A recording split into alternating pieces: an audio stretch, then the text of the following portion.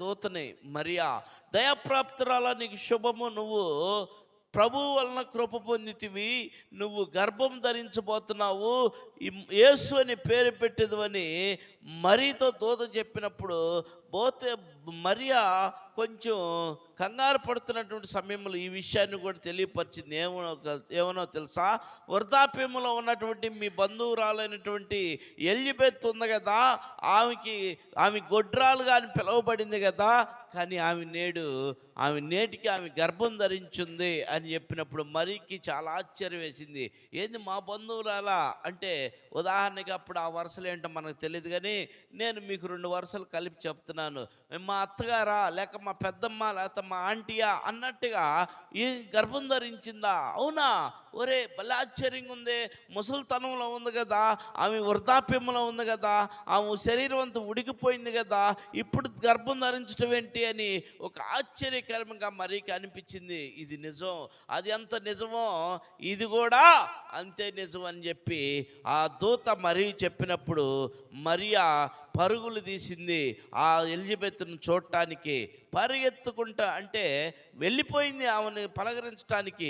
వెళ్ళిపోయినప్పుడు ఆమె వెళ్ళి ఆ యొక్క ఎలిజబెత్ ఈ గృహ సమీపంలో ఉండగా లోపలికి వెళ్ళి ఆ ఎలిజబెత్ను చూసి వందనాలమ్మా అని, ఎలిజబెత్తా వందనాలు నీకు అనగానే ఈ శుభవచనం విన్న తర్వాత అంట ఎలిజబెత్తులో ఉన్నటువంటి గర్భంలో ఉన్నటువంటి శిశువుడంట యేసు ప్రభు యొక్క తల్లిగారైనటువంటి మరియా శుభవచనం వినగానే గంతులు వేసాడంట.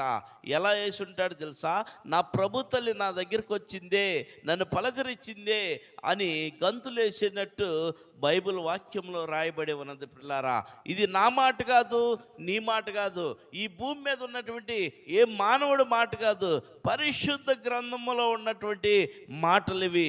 ఏ మాట అయినా మన మాట మాత్రం నిరాకారం కావచ్చు, కానీ పరిశుద్ధ గ్రంథంలో ఉన్నటువంటి మాట ఎన్నటికీ కాదు పిల్లారా, ఎన్నటికీ కాదు.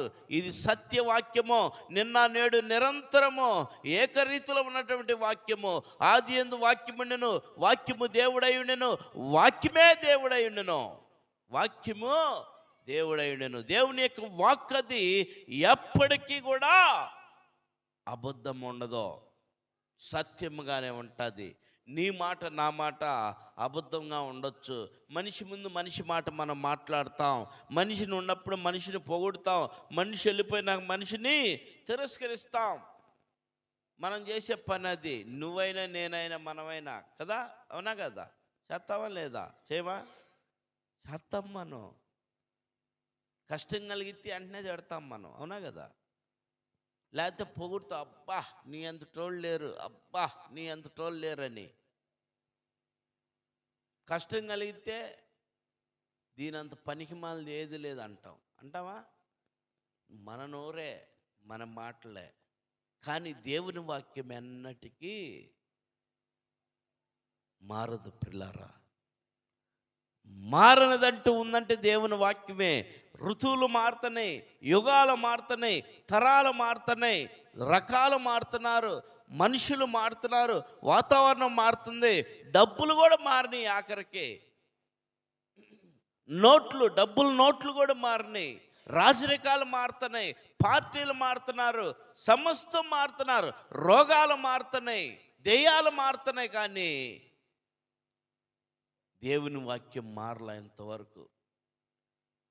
ఆ దేవుని వాక్యము తెలియపరుస్తుంది. ఆ మరీ దగ్గరికి వెళ్ళినప్పుడు ఆ మరీ వెళ్ళి ఆ ఎలిజబెత్తును పలకరించినప్పుడు ఆ ఎలిజబెత్ గర్భంలో ఉన్న శిశువు అంటే గంతులేసిందంట. అందుకే బాల్యములోనే యేసయ్య ఏం చేశాడు? గర్భంలో ఉన్నప్పుడే కూడా ఒక అద్భుతాలు చేసాడు పిల్లరా. అలానే ఆ యేసు ప్రభు యొక్క జనన విధానంలో కూడా భయంకరమైనటువంటి కష్టాలు ఉన్నాయి, భయంకరమైనటువంటి శ్రమలు ఉన్నాయి, భయంకరమైనటువంటి ఇబ్బందులు కలిగినాయి. కానీ మనమైతే చక్కగా ఆనందకరమైనటువంటి క్రిస్మస్ జరుపుకుంటున్నాం. ఆనందకరమైనటువంటి క్రిస్మస్, క్రిస్మస్ జరుపుకున్నాం. సంతోషకరమైన క్రిస్మస్, స్టార్స్ పెడుతున్నాం, లైటింగ్లు వేస్తున్నాం, కేక్ కట్ చేస్తున్నాం, భోజనాలు వండుకుంటున్నాం, పప్పులు వండుకుంటున్నాం, అన్నీ చేస్తున్నాం.